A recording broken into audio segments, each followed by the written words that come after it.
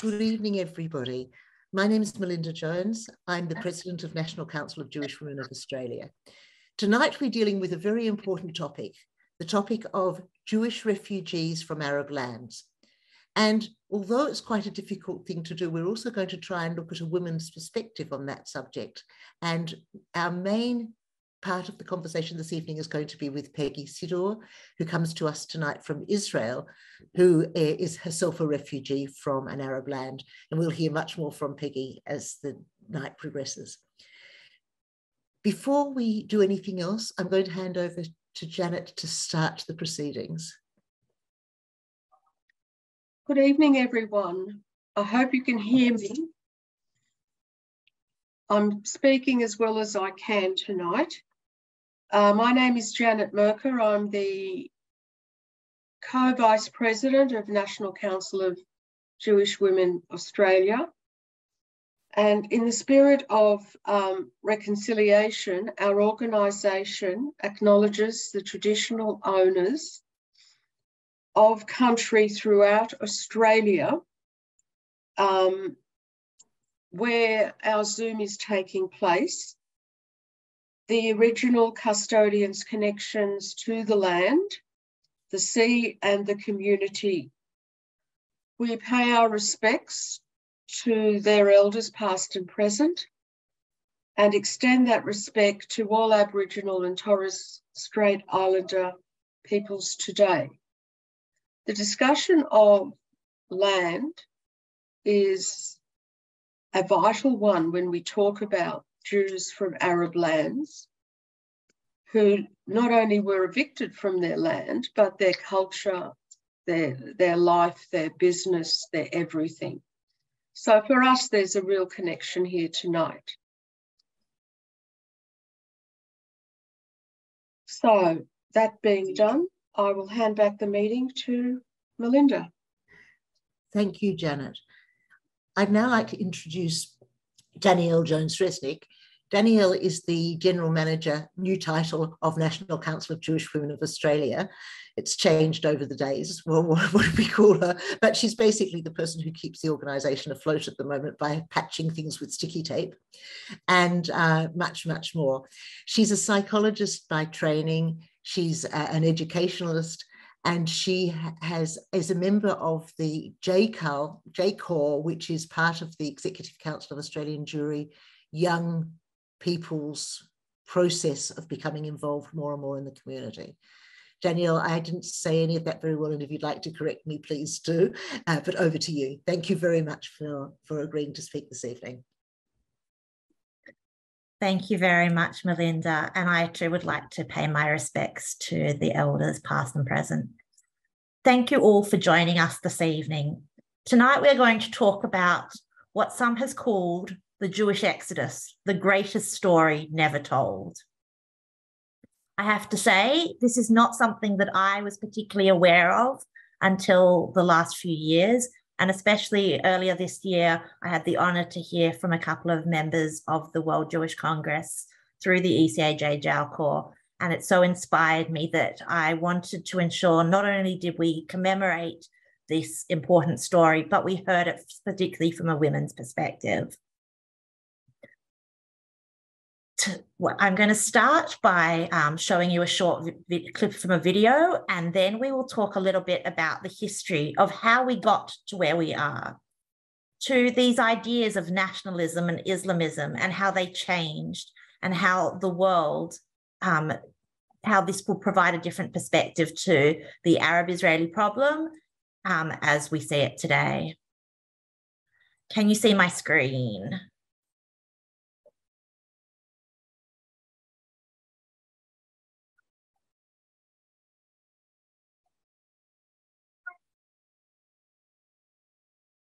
I didn't want to think about all what happened, so I just buried my past.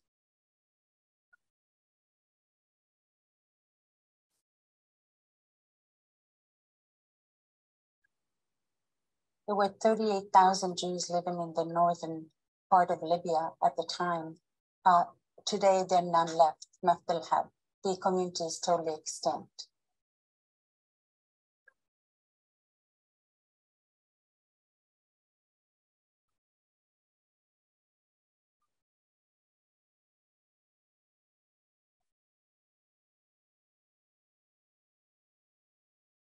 If somebody wants to understand what is going on in the Middle East, they have to understand the Jewish refugees from our countries.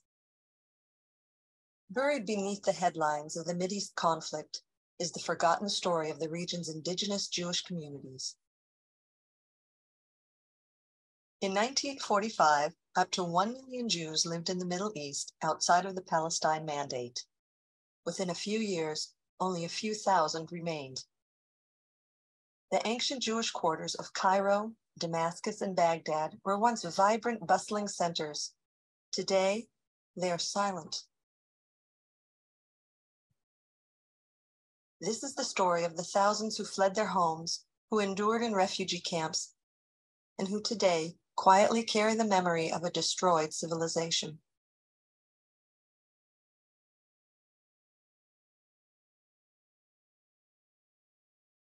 I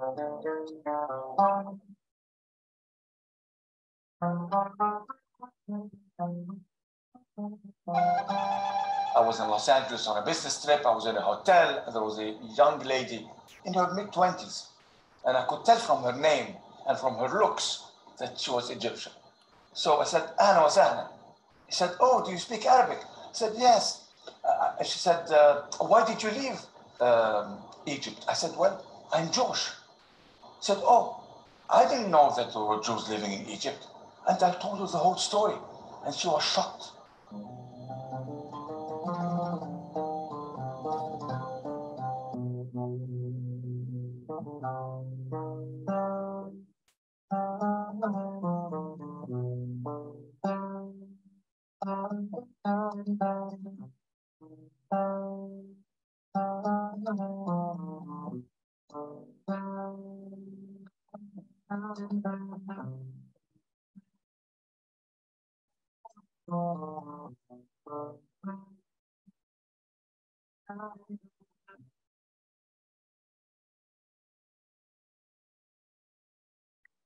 While many of us grew up with the stories of the Holocaust, this untold story helps provide a bigger picture. The establishment of the state, has been argued, is not what caused the mass exodus. Rather, it's what has saved thousands of Jews. So let's travel back a bit in history and explore Jews from Arab lands. For over 2,500 years, Jews have lived in what we now know as Arab lands. Since the time of Muhammad, the legal status of Jews in Arab lands has been based on the Quran. The Quran has two definitions of people who are non-Muslims. They are either pagans or believers. And believers are Jews or Christians, possessors of what Muslims recognize as revealed religions. They were called dhimmis, and they were protected from death and conversion as long as they adhered to certain rules. They had an extra poll tax that they had to pay that nobody else had to pay, an extra land tax. They were forbidden from testifying against Muslims, from owning a house, from holding offices, from bearing arms, from drinking wine in public. I think we could all be happy with that, though. And what was most surprising to me was often they were required to wear a special emblem on their clothes, blue for Christians and yellows for Jews. What does that image evoke for you? So this is a map that is not so great out of Martin Gilbert's book that shows all the different lands that Jews fled from. This might provide a better picture. If you look carefully, we see the little tiny bit of Israel that is orange, and all these green Arab lands and northern African lands where Jews were based. Historians have argued that there were 4 key periods of the 20th century that resulted in the expulsion and displacement of Jews from Arab lands. The British Mandate and what happened throughout the teens and 20s, the rise of Nazi propaganda in the 1930s, World War II itself, followed by the formation of the State of Israel and the subsequent wars that have happened since. So let's dig into our history and learn a bit about each of these periods and what they did. These slides are very full, so I'm not going to read you everything that's on them, but I'm happy to provide them if people want further information. A lot of the information is based on a number of studies that were specific researchers and historians who wrote about the period in Iraq. Though some of the countries had very similar experiences, other countries had different experiences, and I hope that I'll be able to share just a touch of these with you this evening. So when the British Mandate happened, the British offered local populations equality and nationalism. And in Iraq especially, Jews became very nervous and actually petitioned for British citizenship because they felt that their rights would actually be eroded if the Iraqis were given self-rule. Thankfully, some might argue the British chose to govern indirectly through their appointee, King Faisal I. And this led to a brief golden age for the Jews. At the same time, though, in Egypt, the first nationality code was promulgated in 1926, which argued that only those who belong to the racially to the majority of the population of a country whose language is Arabic or whose religion is Islam were entitled to Egyptian nationality. So already Jews that had lived there for 2,000 years were no longer allowed nationality rights. In Yemen in 1922, forced conversions occurred. We think of conversos as being much earlier, but in 1922, this occurred in Yemen. And following this brief period that for some, as I said, was the golden age of Jews in Iraq, even though it wasn't so pretty in other countries, led to the rise of the Nazi Party in the 1930s and its impact on the region. In Iraq especially, Nazis took over the media to the point that Mein Kampf was being published in sections in Arabic throughout Iraqi newspapers. Radio Berlin had an Arabic channel. Nazi ideology pervaded Iraqi society, which led to a lot of those things that we know about from Nuremberg laws: clerks forced from their jobs, Jews kicked out of the education system. The Jews, it is argued, were terrorized. The Jews were killed, bombs were thrown. And at the same time, interestingly enough, many in the Jewish community were anti-Zionist. Remember, this is pre the state, but to assure themselves they still were anti-Zionist. At the same time, in Algeria, in 1934, incited by events, Muslim rampage, killing 25 Jews. By some standards, 25 Jews does not seem that many, but every loss of life is important. And in Libya, anti-fascist Jewish laws were gradually enforced. Yet at the same time, Jews accounted for a quarter of Tripoli's population, and there were 44 synagogues in the 1930s in Tripoli. And then came World War II. One British secretary stated that Iraq was a country seething with disguised Nazi swastikas appearing everywhere, even on the back of her car. And in 1941, a pro-Nazi coup occurred. Following the coup, the economic minister declared himself the military governor of Baghdad and called the chief rabbi and told him to tell Jews not to leave their homes. When the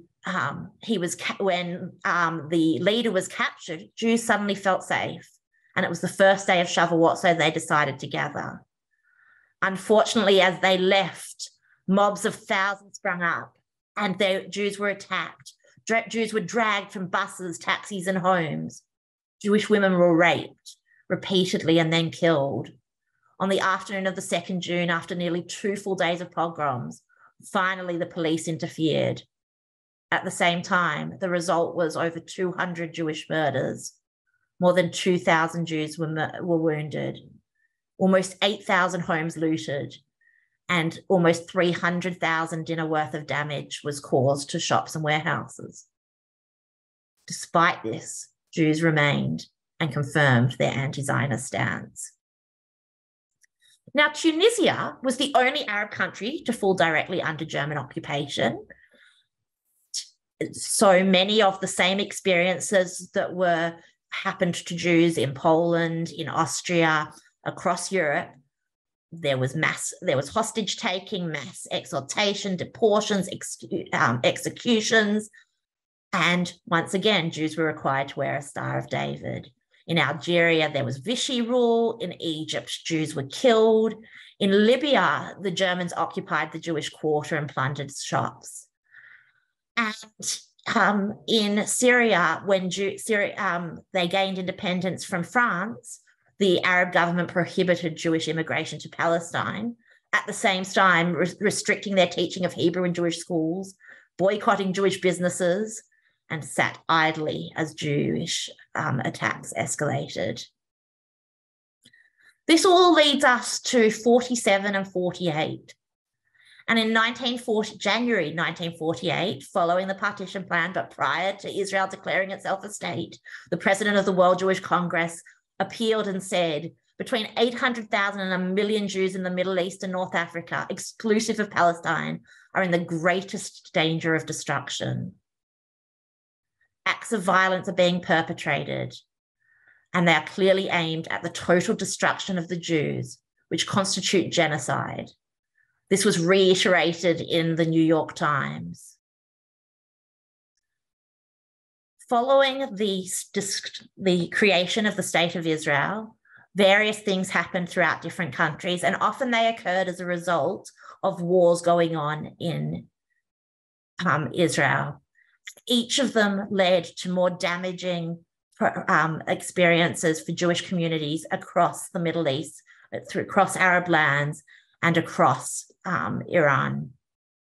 There were bloody riots in Egypt, in Morocco. In Yemen, police joined forces with rioters killing Jews. There were pogroms everywhere. Jews were declared as Zionists and enemies of the state.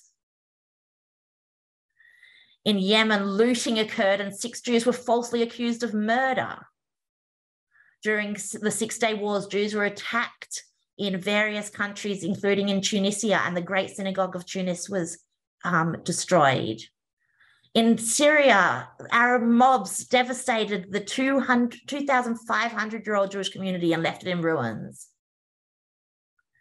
This is what the Jewish populations in Arab countries look like in 1948, 58, 68, 78, 2011, and 2018. Algeria, 140,000, less than 50 today.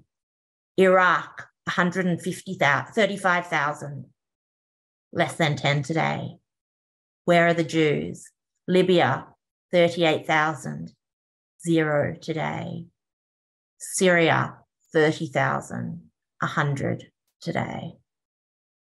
Where are the Jews from the Arab lands? A number of laws were declared post the establishment of the State of Israel in Iraq that absolutely denied the Jews' rights to so many things, in much the same way that the Nuremberg laws slowly removed rights from Jews in Germany. Rights were slowly withdrawn from Jews and there was registration. In 1951, on March the 10th, the Iraqi parliament sat and passed a law that deprived over 70,000 stateless Iraqi Jews of their property. That required them to leave. But when they left, they were only allowed to take 3 summer outfits, 3 winter outfits, 1 pair of shoes, 1 blanket, 6 pairs of underwear, socks and sheets, 1 wedding ring, 1 wristband watch, 1 bracelet, and no more than 50 dinar. Further, 20 days later, a fatwa was declared forbidding Muslims to purchase Jewish property. So Jews were forced to abandon property that had been held in families for generations. Following the Six-Day War, a number of new laws were instituted. All Jewish homes, telephones were disrupted. Jews could no longer remove their money from the bank. Properties were blocked. Jews were not permitted to trade. Jews were fired and put out of employment. Jews were put under house arrest. The Jewish community was vilified and abused 24 hours a day on government-controlled radio, television, and newspapers. It became untenable for Jews to remain. The area of land ultimately confiscated from Jews in Arab countries amounts to nearly 40,000 square miles, about 5 times the size of Israel's entire landmass. The Jewish refugees from the Middle East and North Africa had property worth $6 billion confiscated for them, and they were forced to surrender land. Despite their unrecognized losses, they built their lives with integrity and pride. At one stage, it is argued Israel was the largest refugee camp in the Middle East, but it successfully absorbed its Jewish refugees from Arab countries. And it's asked that we hope that the story of resilience, tolerance, and pride can inspire Arab countries to absorb modern-day refugees. So where are we today? Today, more than 100 UN resolutions have been passed referring explicitly to the fate of the Palestinian refugees. Not a single one has addressed Jewish refugees. By the UN count, 851,000 Jews were expelled from Arab lands and Iran from 1948 onwards. 711,000 Palestinians lost their homes and were expelled. 851,000, 711,000. Today, almost 50% of Israel's population descends from the Jewish refugees from the Arab world. And in 2014, the Knesset declared November 30th a day to commemorate the Jews who were expelled and dispossessed from their lands from Arab countries and Iran. So why is it important to tell these stories? Because if we leave stories untold, they become neglected and they're minimized, and they fail to provide a full picture of how we got to where we are today. Further, justice delayed is justice denied. Also, it denies us the rich history and contribution of these ancient communities. And finally, we hope it can help bring about reconciliation and peace. What we want is reconciliation and peace. Back to you, Melinda. Thank you so much, Danielle. I think everybody's reeling in shock a little bit because so much of this will come as completely new information to so many of us, because we're so used, as you say, we're descendants of European Jews. We're so used to having the majority of people in the country and not thinking that half the population of Israel is Mizrahim, people from Arab lands. That's totally, totally amazing. And that story of the destruction of those communities is just sad and something that we need to talk much more about and come to terms with. I hope that when I now turn to Peggy, that we'll have a more light and sobering response. Peggy Sidor is a journalist, a TV broadcaster. She's done research on television for many, many years. She's a journalist, and she's just recently written a book that deals with some of the questions we're addressing tonight. Peggy, Danielle, can you pin Peggy? Thank you. And maybe me at the same time. So thank you. So Peggy and I had a long conversation the other night in preparation for this, and other than becoming firm friends and discovering the wonderful food I'm going to get to eat next time I visit her house in Israel, Peggy came from Tunisia. And I didn't know very much about Tunisia and about the background of Tunisian Jews. And I thought maybe you could start by telling us what you remember. You left Tunisia as a young child, but what do you remember about Tunisia? What was Tunisia like for the Jewish community? Oh, I was 10 years old, but I do have a lot of memories. I remember a lot, and my memories are quite sharp, I must say. This is how I could write down this book we talked about. And I can tell you a few things. This community was very, there was a lot of diversity in different communities. Like, for example, you have what is quite known today, the community of Djerba, the island in the south of Tunisia. And this is a very special and different and separated community of people who never accepted the French culture and education system that was involved in Tunisia for years until 1956, when Tunisia became independent from the French, the equivalent to the British Mandate was the French protectorate, that's how they called it. So they are completely separated. They speak only Arabic or Hebrew, and they study in Hebrew. And they're all Kohanim, by the way. This is a very strange story. They're all Kohanim. No Leviim, no Israeli, only Kohanim. This is a very interesting thing. So this is one community. Then you have what we call the Tunzim, who are Tunisians, whose origin, I think, I'm not a historian, but some of them came a little bit before the expulsion from Spain, and a large part of them came with the expulsion from Spain in 1492, right? Mm-hmm. But there's a part of them who were there before. And there's a third community, a very small one, who came from Italy, from Livorno. It's a whole community of Livornese Jews who moved to Tunisia. Don't ask me why. There's probably a reason, but I'm not aware of it. As I told you, I'm not a historian. And they also kept separated until the Second World War. Even their cemetery, their graveyard was separated. They didn't marry from inside, from each community to another. That changed right after the Second World War. Because, you know, the understanding, it's a sad thing, but the understanding that this is the same fate for everyone, if you're a Jew, whether you are Livornese or not, changed things.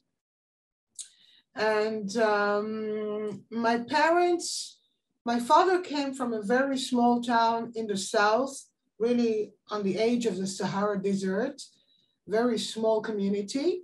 And my mother came from the capital, was very French-like, you know, culture French. She spoke French, she didn't speak Arabic.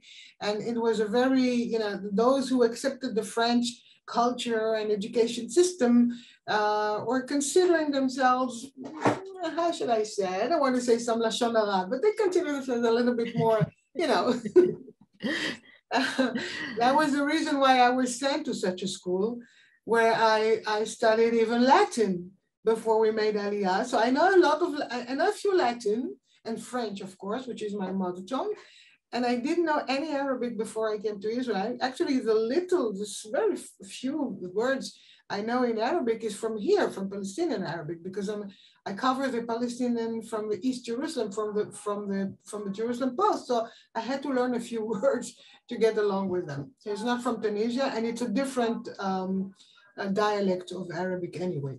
So that's for the you know, the background. But generally speaking, it was a community that was, I could say, illustrates the best way possible this idea we are talking about in Israel. Certainly, I don't know about Australia, that North America communities, North Africa communities were more Masorti than Dati. Now, I have to explain the terms, okay? It has nothing to do with the conservative movement in the United States, in America, or in the Anglo-Saxon world. This is completely different. It is not about forwarding women as being chazaniot or to aliyot laTorah and things like that. It is more an attitude that as long as you're part of the community and you accept to take upon yourself the most important things that defines this community, this Jewish life, nobody will go to inquire how many times you davened a day? Did you put on your tefillin this morning or not? Did you, are you sending your children to a Jewish school or to a French school where you study on Shabbat, for example? Things like that. They would not inquire. They would accept the whole idea that you're still part of the community and we go along together, because what unites us is more important than what distances us from each other. And this is the real meaning of the word Masorti, how it was lived and known there in North America, and especially more of all in Tunisia, much more than in Morocco, for example. That's another thing for the background. I was following very carefully what you brought, Daniela. I must thank you for this, because, I knew most of the details that you brought. I knew most of them, but to get them here all together, it was really moving. I was almost moved to tears to realize what we all have been gone through. And of course, it's a very different story than the story of our brethren in Europe. There's nothing to be compared. But the bottom line is, being a Jew, it's not funny sometimes. It's not easy. It's not an easy thing. You have to overcome terrible things at different levels. All right, we didn't have concentration camps and death camps in Tunisia, right? Or in North Africa. But look at what happened. And you brought something about the conditions to leave when Jews decided to leave some of these countries. When my parents, actually mostly my father, decided to finally implement his Zionist convictions and to leave Tunisia at the end of 1961, the conditions were very harsh. He had a jewels shop. He was a jeweler. The shop was full of gold and precious gems and diamonds, jewels shops, as it should be. Not only we were not allowed to take anything with us, my mother had to beg the clerk, to literally beg him, and to ask him to allow her to take 2 rings and not only 1. Imagine the wife of a jeweler going away with only 1 ring. I mean, try to imagine. So it's not death, it's not concentration camp, but it's not an easy thing to go through. We had to live through a fake invitation for a wedding in the family in Paris. My aunt, my father had an elder brother who was living in Paris for many, many years already. So he sent us a fake invitation to a wedding taking place in Paris. That was the reason that my mother went to the clerk in charge and told him, I'm going to be at the wedding with only 1 ring. Do you imagine the shame and how I said? And he finally said, okay, take 2 rings. And that is how we left Tunisia with a fake invitation for a wedding. We were supposed to come back after 2 weeks. So we could not sell anything. The house was left with all its furniture inside, everything inside. The shop, my father's shop, with everything inside. My father told me later, a few years later, I said, what happened to the shop? He said, I locked it with all the furniture, the merchandise inside, and I threw the key to the sea. This is what we left behind us. Everything. We came to Israel, 1 suitcase for each one of us. We were 4, my parents, my brother, and me. A suitcase for each one of us. That is all. And we started from all the beginning. My father was already 48 years age, not exactly a young person. And I can tell you that it was not easy. We arrived to a transit camp.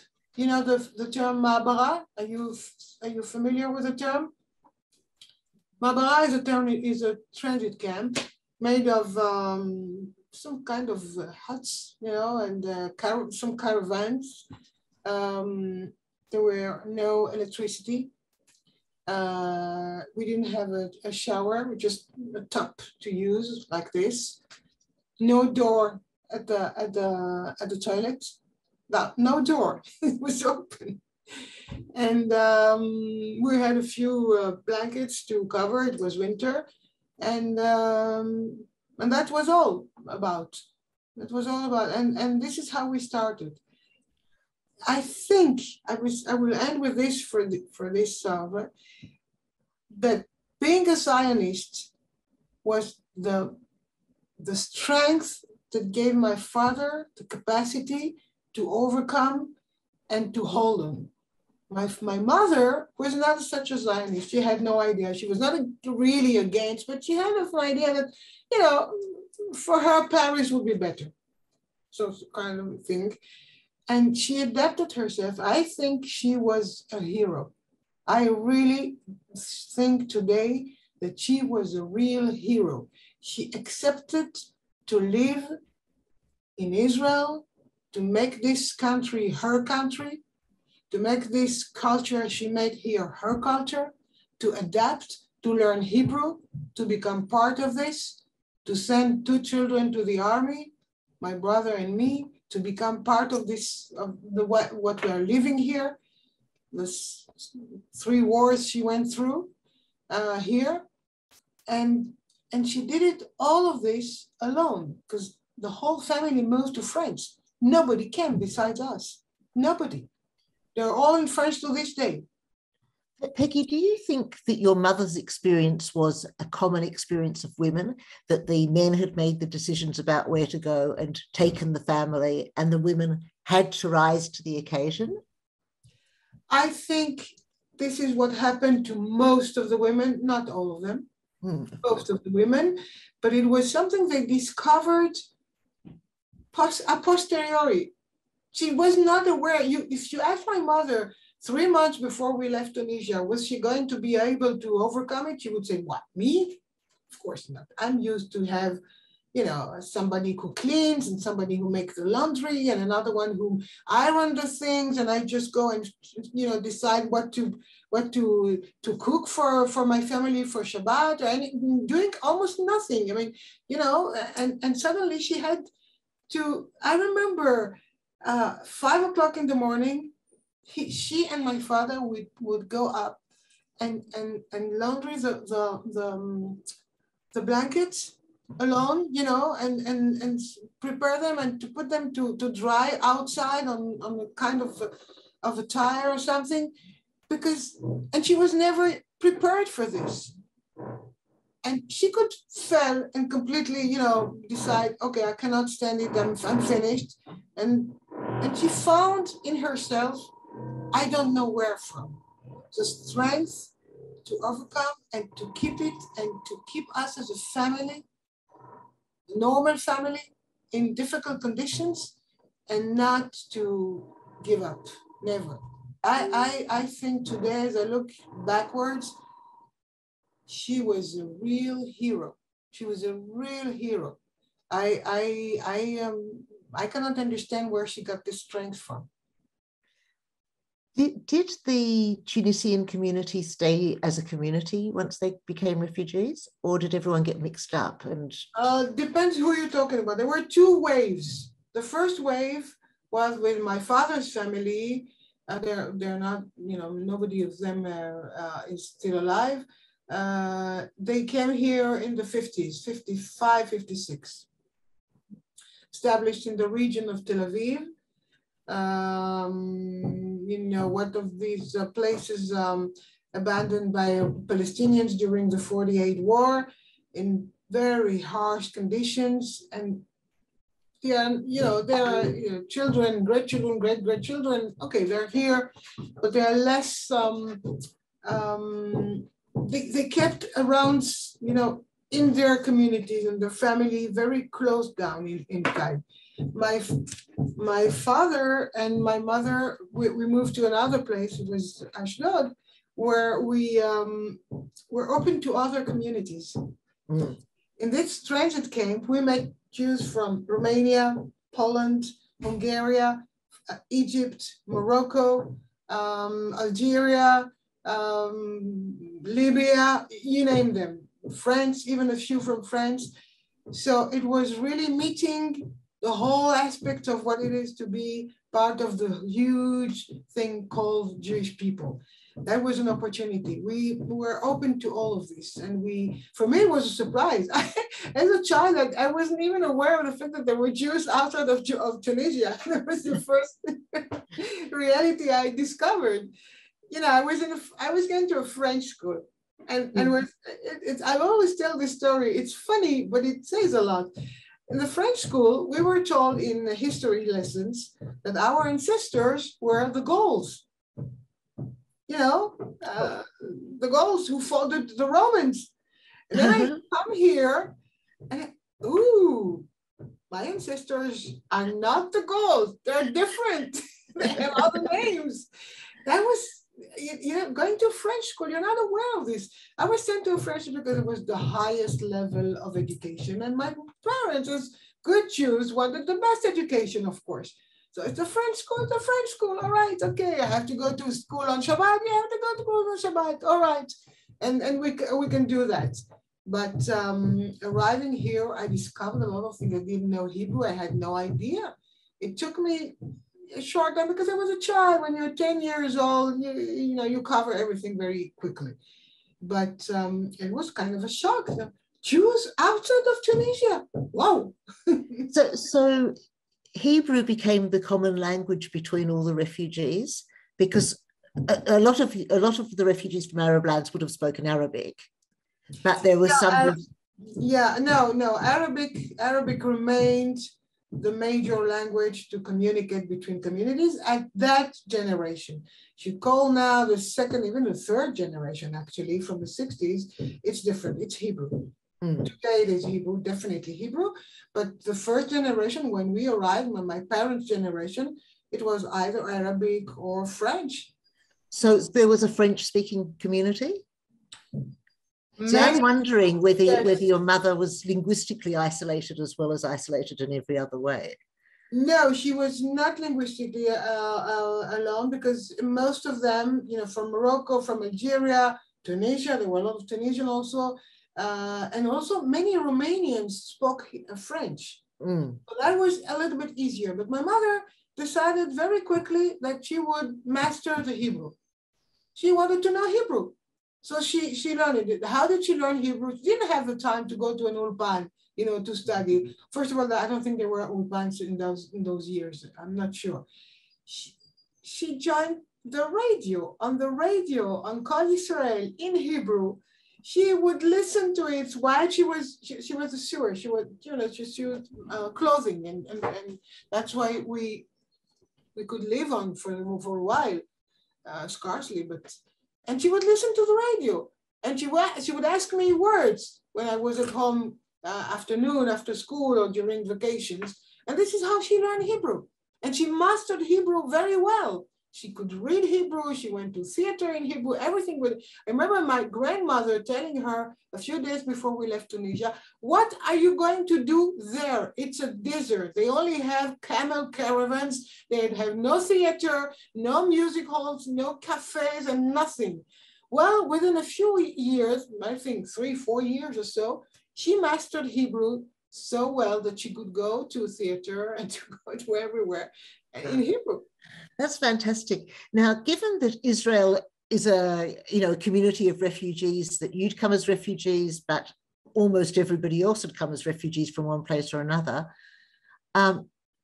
did you find that you were discriminated against, and do you find there's ongoing discrimination against Mizrahim in Israel? It's complicated. I will tell you how I see the whole picture. Okay, it's very complicated. Personally, myself, I can tell you I was not discriminated in anything, personally. I have my idea of the reason why it didn't happen, actually strengthened the idea of discrimination on the Mizrahi level. Why? Because I didn't look like and I didn't sound like a Mizrahi. I knew English from home. My mother knew English before we came to Israel. So I knew English. English was not a foreign language for me from the beginning. Of course, I know English today more than I knew it when I was 10 years old, but I still had an idea. And we were very, how should I say, Westerns.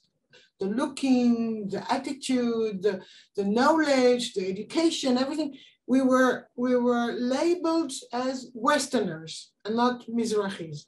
I was not aware of this thing. I became aware of this much later when I was a soldier.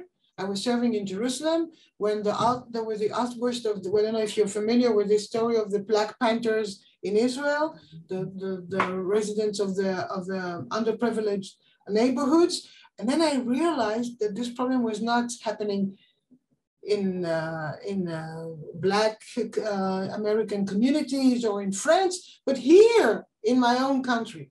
I admit I woke up a little bit late. Today, of course, I'm aware of the whole thing, and I was even activist in the Black Panther, Israeli Black Panther struggle, but it came much later. Now, this is my theory, all right? I'm not an expert. I'm only a journalist. You know, journalists, they know a few things about anything.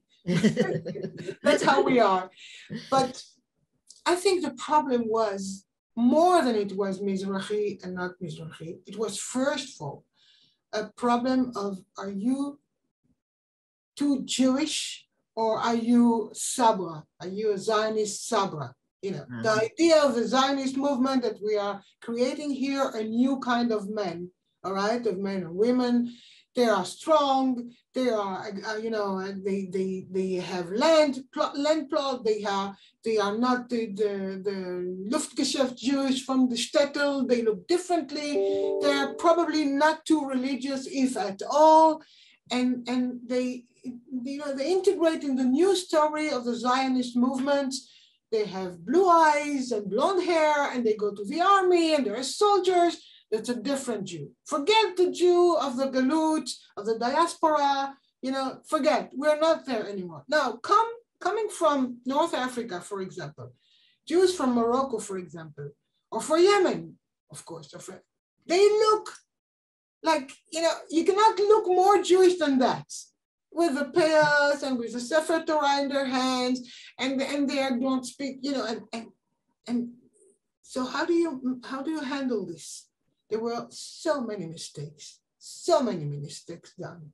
I mean, I think there were a few of the establishment, the Zionist Israeli establishment, who were definitely, I think, racist, but most of them were just overwhelmed and didn't know how to do. We brought these people to become Sabra, like us. Look at them. They're still diaspora Jews. How are we going to do with them? It's not working. We have to change it. We have to force them to change.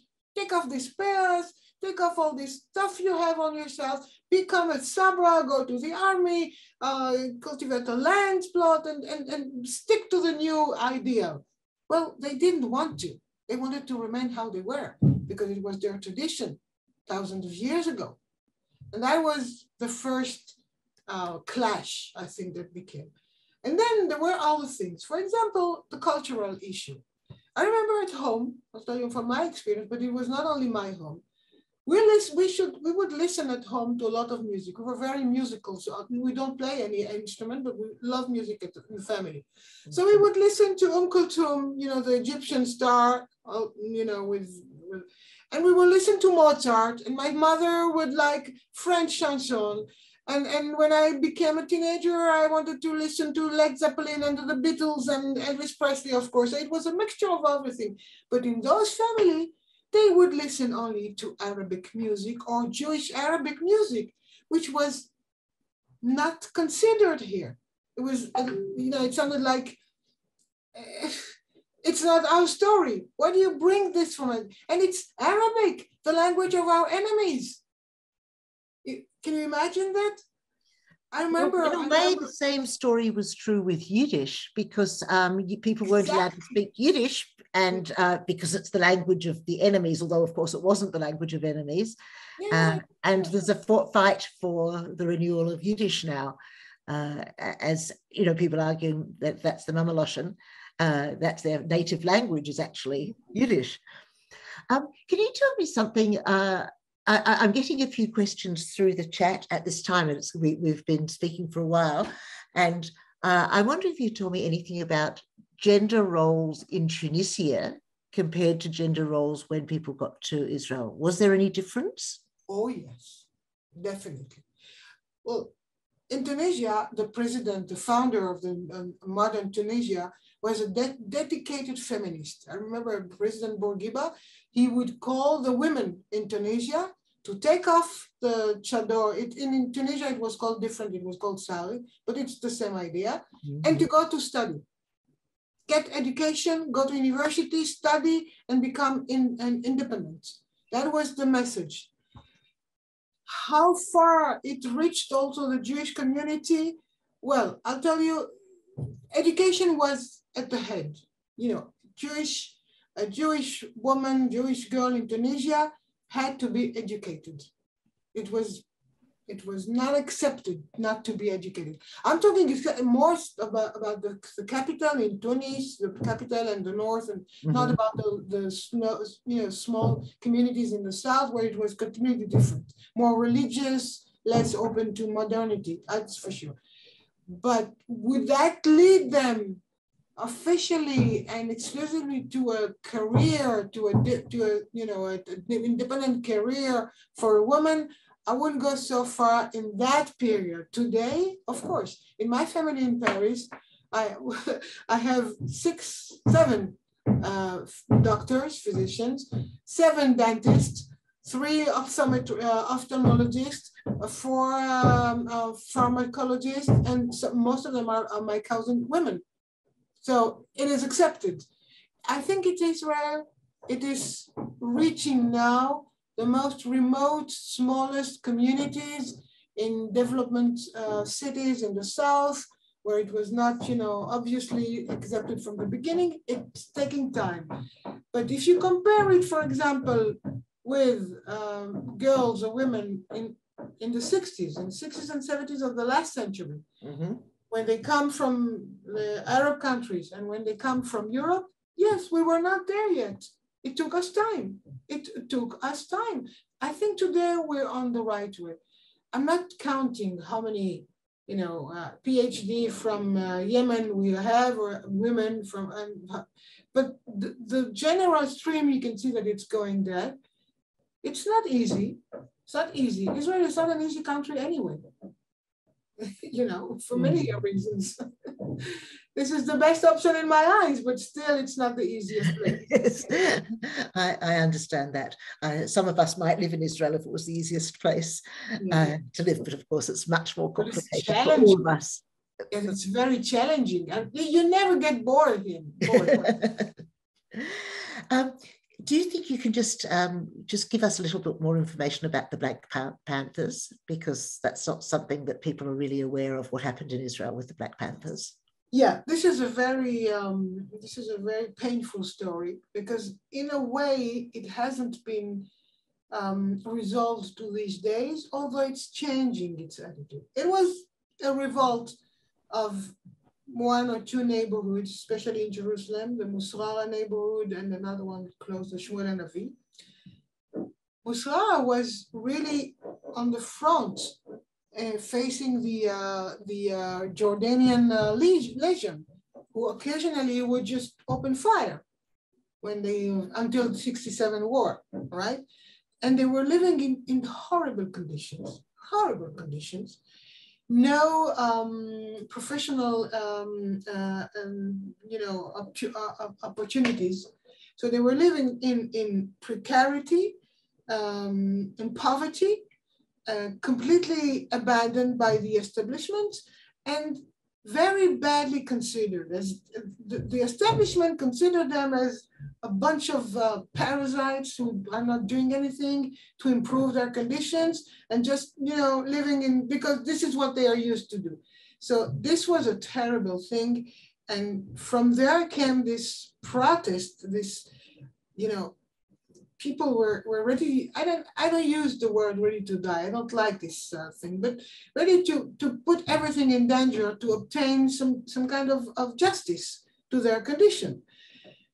Now, today, things are, I can say that they are better, but here's the thing. Israel is considered a rich country today, all right? And still, in the OECD countries, we are second on the row of those where the gap between rich and poor is the highest. This is unbearable from a Jewish point of view, from a human point of view, from a women point of view. I don't know. It's unbearable. It shouldn't be like that. And then it has remained so. I am in contact with most of them, of the veterans, of Black Panthers. Some of them are not with us anymore. They feel that the problem hasn't really been solved. Like, it's solutions are financial, so-called, in a way. But in the cultural aspect, from too many, the people from the Black Panther movement are still considered the people who, losers. They didn't make a good career. They didn't get too much education. This is where they're stuck in their life. These people were trying to become part of this new nation, and they were not allowed to step inside for all kinds of reasons. They didn't have the power. They didn't have the means. They didn't have the capacities. They were left to themselves. It was a big, I wouldn't say crime, but a big mistake, a very big mistake. And surely this is a legacy from being refugees from Arab lands. Absolutely. And so that's one of the things that needs to be addressed in the conversations we're having now, is Absolutely. What's happened to people who are refugees and not given any support over whatever period of time. It was not given in those days. Well, you can say part of it is it was impossible. It was a new country, 600,000 people absorbing more than 1 million. Where have you ever seen such a thing in the world? This is something that has never happened anywhere. Okay, so there are objective issues and reasons, but also it comes, I must say this, it comes from the idea that the people coming from the Arab lands, Arab countries, have only things to learn and nothing to give, right? And this is a big mistake. This is a big mistake. I'll tell you just one example. In my class in Tunisia, I had Christians, French, and Arabs, Muslims, and Jews, and Italians, Christians. We all were friends together. We never thought that there was a problem between us. So people coming from Arab countries, besides all the problems that Danielle has brought us and the difficulties, have something in common, is we can live with Arabs. We can live with them. You take out the conditions today, the political condition, one day things will be solved, hopefully, So what? Do we know how to live with Arabs?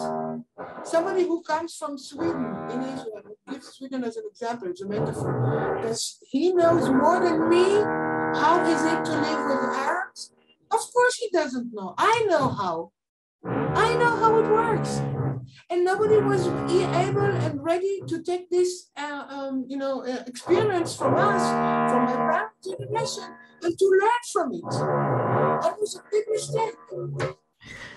That's really a very important thing for us to understand. I think you've said two things that are very, very important just now.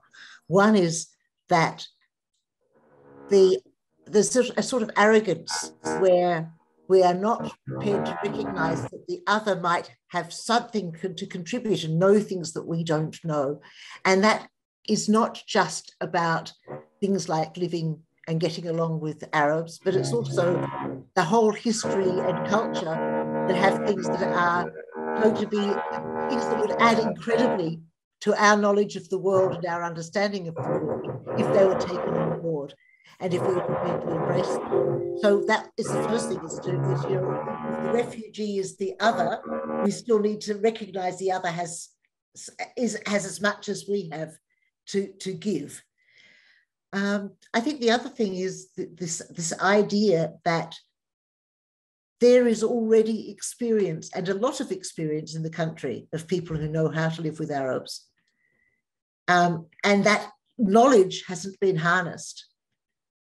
seems to me to be a very important point as well, because if we're talking about how we bring about peace, clearly this is an element that needs to be introduced into that peace process, is taking advantage of the skills that people in the community have, that of course those people will be more than happy to participate and share.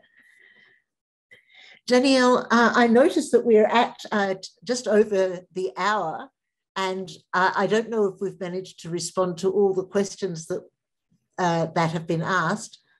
Do you want to just come on for a minute? Sure. Thank you so much, Peggy, and thank you so much, Melinda. Okay. I believe we've answered all the questions, unless anybody has a last-minute question that they'd like to ask at this stage.